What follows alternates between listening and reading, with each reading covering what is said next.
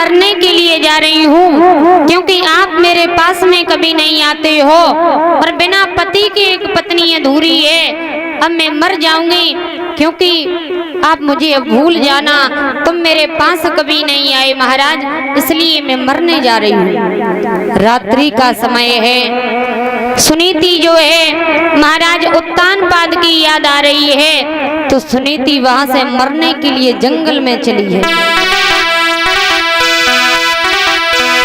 के मोए याद बलम तेरी आई रही है, मैं तो जा रही हूँ मोए।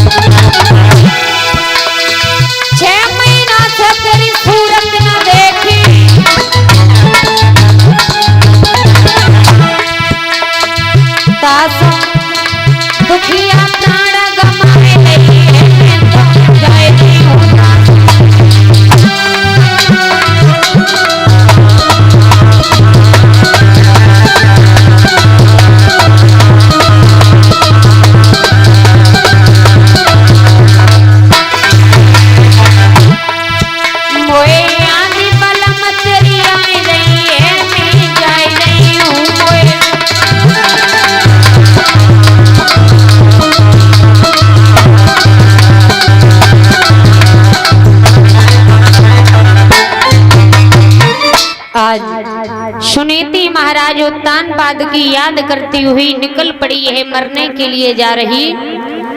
आधी रात का समय हो गया है और आधी रात का समय है, सुनीति जा रही तो क्या देखा है कि उधर से नारद बाबा चले आ रहे हैं।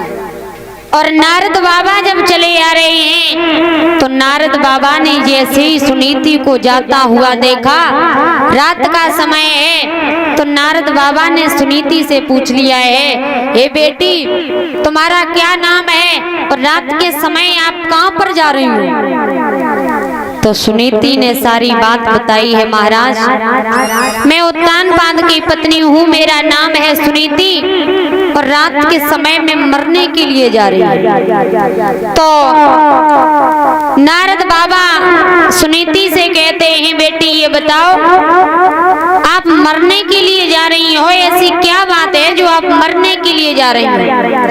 के बरसा थोड़ी भई के कहूँ गयो किसान, और सही खेत बंजर पड़ो सो कहा रची भगवान। सुनीति ने हाथ जोड़े, महाराज ना बरसा थोड़ी भई, ना बरसा थोड़ी भई, ना कहूँ गयो किसान, और खेत बीज औरत नहीं सो सुनियो संत सुजान। महाराज इस कोक में पत्थर पड़ गए जो एक पुत्र पैदा नहीं कर पाई, इसलिए मैं मरने के लिए जा रही हूँ। तो नारद बाबा बोले, बेटी ये बताओ आप मर जाओगी, मरने जा रही हो, तो मरने से क्या कभी दुख कम होता है?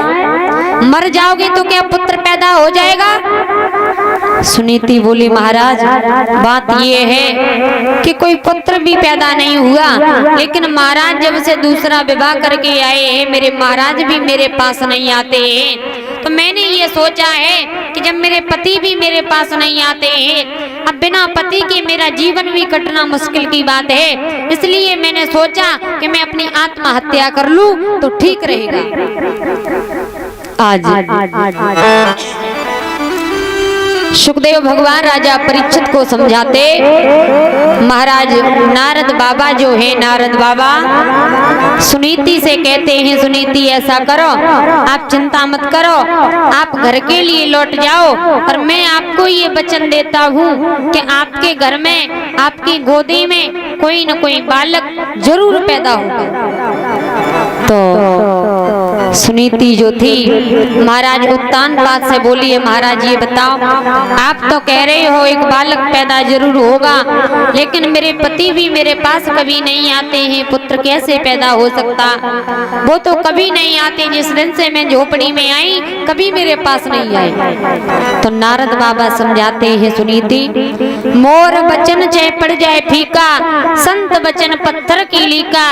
बेटी मेरा वचन जो है वो कभी खाली नहीं जा सकता है, मैं जो कह देता हूँ वो होकर रहता है। मैंने आपसे कह दिया है कि आप घर लौट जाओ, तुम्हारे घर में कोई न कोई बालक पैदा जरूर होगा। अरे घबराए मत राज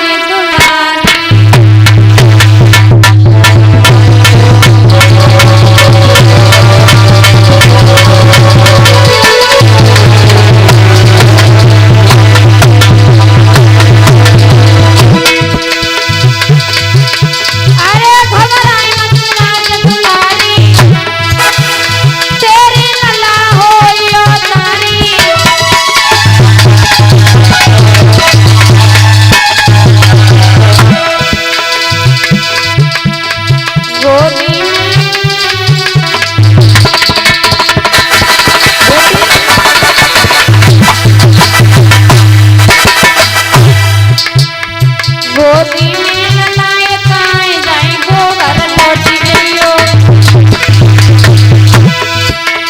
सुखो मांग हरियाण जाए गो घर लौट जइयो।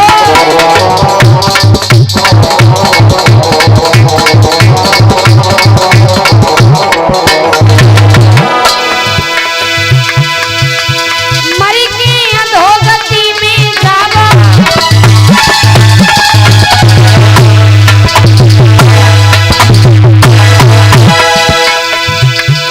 मरी की अधोगति में जावा,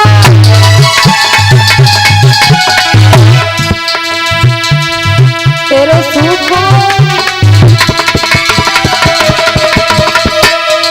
तेरो सुखो बाग लहराए जाए गोबर लौट जइयो। गोदी में नलाए काए जाए गोबर लौट जइयो।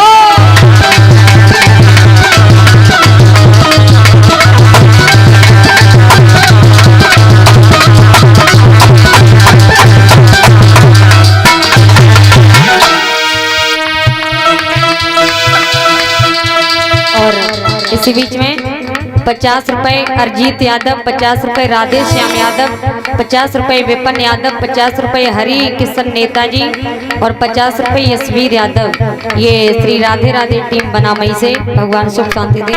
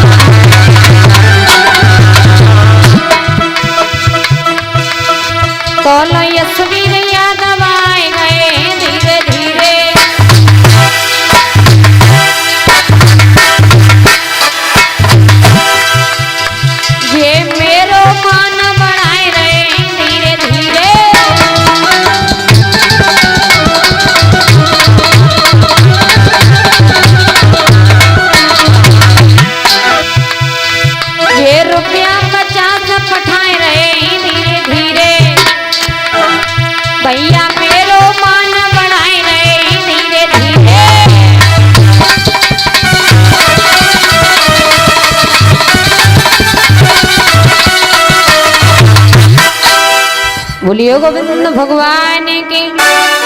आज नारद बाबा जो हैं सुनीति को सब कुछ समझा दिया है। समझाने के बाद सुनीति को वहां से पुनः वापस कर दिया है। सुनीति जो है सुनीति वहां से लौट आती है, उसी झोपड़ी में रहने लगी है सुनीति। अब फिर धीरे धीरे अपना काम करती है, सारे दिन काम उड़ाती है। शाम को जौ की रोटी मिलती है जिससे ये सुनीति अपना गुजारा करती है। धीरे धीरे समय बीता है। एक दिन ये महाराज उत्तानपाद जो है, महाराज उत्तानपाद घोड़े पे सवार हुए, शिकार खेलने के लिए गए। तो क्या हुआ, ये उत्तानपाद जो है एक हिरण का पीछा करने लगे।